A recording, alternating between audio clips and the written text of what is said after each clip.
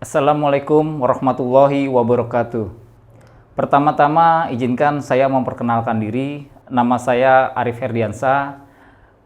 Di sini saya mewakili rekan-rekan tim dosen Teknik Informatika Universitas Muhammadiyah Tangerang yang diketuai oleh Pak Angga Aditya Permana dan anggotanya Pak Sefri Maulana Hussein yang kebetulan juga Kaprodi Teknik Informatika Universitas Muhammadiyah Tangerang, dan juga Ibu Yani Sugiani.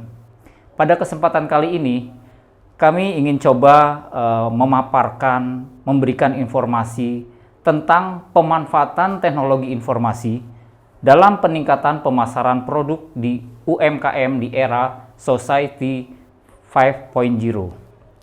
Pertama-tama, izinkan kami untuk memberikan informasi berkaitan dengan apa sih era Society 5.0 dan apa hubungannya dengan era industri 4.0. Sebagaimana kita ketahui, era industri 4.0 memiliki 6 pilar utama, yaitu masyarakat digital, energi berkelanjutan, mobilitas cerdas, hidup sehat, keamanan sipil, dan teknologi. Yang keenam pilar tersebut akan dapat meningkatkan produktivitas, efektivitas, dan efisiensi segala hal yang terjadi di masyarakat saat ini. Tetapi sayangnya, era industri 4.0 ini ternyata menimbulkan banyak kekhawatiran di masyarakat. Apa kekhawatiran yang terjadi? Yaitu adalah dikhawatirkan industri 4.0 ini akan menggunakan teknologi tinggi yang nantinya malah akan menekan jumlah pekerjaan yang biasanya dilakukan oleh manusia. Nah, untuk itu pemerintah Jepang pada tahun 2019 mereka berinisiatif meluncurkan sebuah era yang mereka sebut sebagai era Society 5.0, di mana pemerintah Jepang mengatakan bahwa era Society 5.0 ini merupakan sebuah solusi terhadap segala kekhawatiran yang timbul tersebut, yang dianggap nantinya bisa mendegradasi keadaan manusia.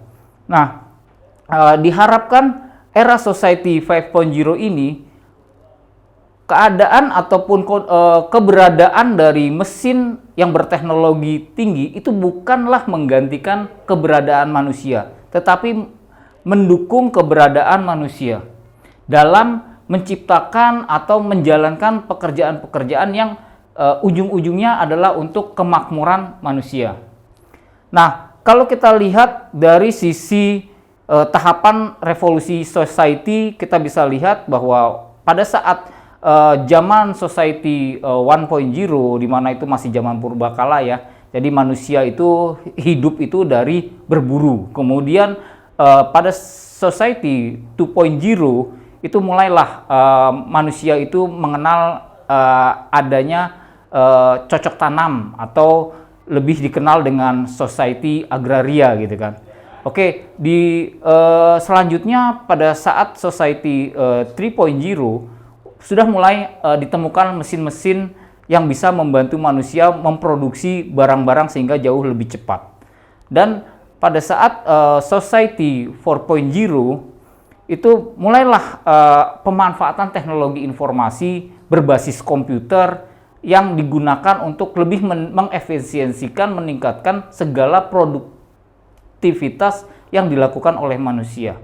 Nah, pada saat ini, di mana kita mengatakan sudah masuk ke area Society 5.0, itu teknologi informasi bukan hanya membantu, tapi mereka bisa berkolaborasi dengan manusia itu sendiri, sehingga mesin bukan hanya melakukan pekerjaan yang sifatnya membuat yang membuat yang tidak ada menjadi ada, tapi juga bisa membantu memecahkan permasalahan yang sebelumnya hanya bisa dikerjakan oleh manusia. Dan teknologi-teknologi itu kita bisa tahu ada artificial intelligence, kemudian ada IoT, kemudian pemanfaatan dari big data.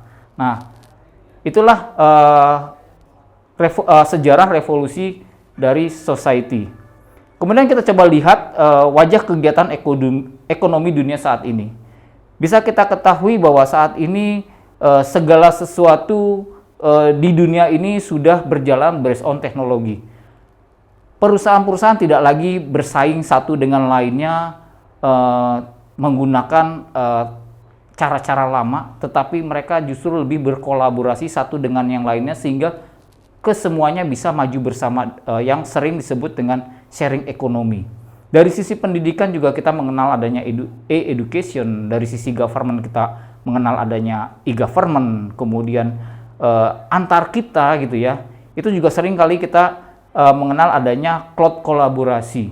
Jadi kita saling berkolaborasi menggunakan alat bantu internet gitu ya. Kemudian ada marketplace, online health service, smart manufacturing, smart city, dan smart appliance. Nah, bagaimana kondisinya saat ini, era digital ini dengan revolusi industri 4.0? Sebenarnya pergerakan atau adanya era revolusi 4.0 dengan era Society 5.0 itu sebenarnya semuanya digerakkan karena adanya sebuah proses digitalisasi. Dan kalau kita lihat yang namanya proses digitalisasi itu memang punya plus minus. Ada ancaman, tetapi sebenarnya juga ada peluang. Ancamannya apa? Dikatakan di sini bahwa era industrialisasi digital ini memungkinkan adanya kehilangan jenis pekerjaan itu sampai 1 sampai 1,5 miliar jenis pekerjaan akan hilang sepanjang 2015 dan sampai dengan 2025. Jadi semuanya itu akan digantikan oleh mesin. Mungkin kita bisa ambil contoh lah sekarang. Bagaimana kalau kita pergi masuk tol itu sudah tidak ada lagi transaksi menggunakan dengan alat bantu manusia. Semua sudah tinggal tap seperti itu ya. Nah, itu salah satu contoh bagaimana ternyata memang sepanjang 2015 sampai nanti 2025 itu akan banyak pekerjaan-pekerjaan yang saat ini ada dan mungkin nanti akan hilang. Kemudian juga diestimasikan bahwa adik-adik kita atau anak-anak kita yang saat ini ada di sekolah, sedang bersekolah di sekolah dasar, nanti kalau mereka tumbuh besar, dewasa dan bekerja, kemungkinan besar 65% dari mereka itu akan bekerja di sebuah pekerjaan yang saat ini belum ada. Apa itu pekerjaannya? Ya kita juga belum tahu, karena memang belum ada saat ini, dan itu akan ada saat nanti mereka dewasa. Nah, itu memang ancamannya, sehingga memang kita beda dengan zaman waktu dulu ya. Kita bisa merencanakan kalau besar mau jadi apa. Kalau sekarang sudah sangat complicated, sehingga kita nggak tahu nanti dia besar itu pekerjaan apa yang bisa dia jalani sehingga dia bisa survive. Nah, ancaman tersebut tentu saja juga ada peluangnya. Peluangnya apa? Salah satu peluang dari adanya industrialisasi digital adalah nanti di era tahun 2025 itu diperkirakan nanti ada sekitar 2,1 juta jenis pekerjaan baru yang saat ini belum ada. Jadi nggak usah khawatir, mungkin kita ketahui saat ini sebagian jenis pekerjaan akan hilang, tetapi sebenarnya itu nanti akan ada sesuatu yang baru lagi, sehingga hal tersebut akan menggantikan kebutuhan akan pekerjaan dari seorang manusia seperti itu. Oke, kita lihatlah bagaimana strategi kita menghadapi era digitalisasi ini. Dari sisi pemerintah, dari sisi masyarakat, dari sisi rekan-rekan pemuda gitu. Bagaimana kita meresponnya? Banyak hal yang bisa kita lakukan. Di antaranya kita harus meningkatkan skill kita. Skill seperti apa sih yang harus bisa kita tingkatkan? ya terus terang skill dari sisi skill digital kita, bagaimana kita bisa memanfaatkan teknologi yang ada. Dan itu terus terang kalau kita bicara saat ini ya, di era pandemi ini, mau tidak mau kita dipaksa untuk menggunakan teknologi. Orang-orang yang mungkin dulu tidak menggunakan atau tidak memanfaatkan handphone menjadi sebuah media pembelajaran, sekarang sudah mulai digunakan. Dan hal tersebut harus kita lakukan, istilahnya learning by doing lah ya, sehingga akhirnya kita mempunyai kemampuan yang cukup tinggi untuk berkolaborasi dengan segala hal untuk meningkatkan kemampuan kita supaya bisa survive di era digital ini. Nah, kita coba lihat gejala transformasi digital di Indonesia. Kira-kira Indonesia udah masuk belum sih era digital? Kita lihat di sini. Sebenarnya kalau kita lihat beberapa informasi yang ada, yang kita bisa lihat di slide ini adalah, atau mungkin kita bisa rasakan adalah, Indonesia sebenarnya sudah mulai bergerak ke era digital. Di antaranya kita bisa lihat bahwa toko-toko konvensional yang dulu bertebaran banyak, ruko-ruko di mal-mal seperti itu, sekarang sudah jauh berkurang. Semuanya sudah mulai digantikan oleh toko-toko digital. Penjualan sekarang sudah banyak dilakukan oleh melalui marketplace. Jadi istilahnya pasarnya pasar dunia maya gitu ya, pasar digital. Kemudian apalagi? Kalau kita lihat dari sisi alat transportasi, dulu kita mengenal yang namanya ojek tuh ya ada di pinggir jalan, atau ada di pangkalan, atau ada di pengkolan. Sekarang ojek itu ada di mana-mana.